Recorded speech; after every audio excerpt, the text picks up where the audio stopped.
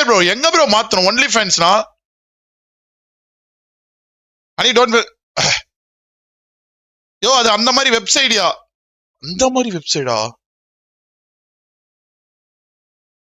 அந்த மாதிரி வெப்சைடா அதுல என்ன லைவ்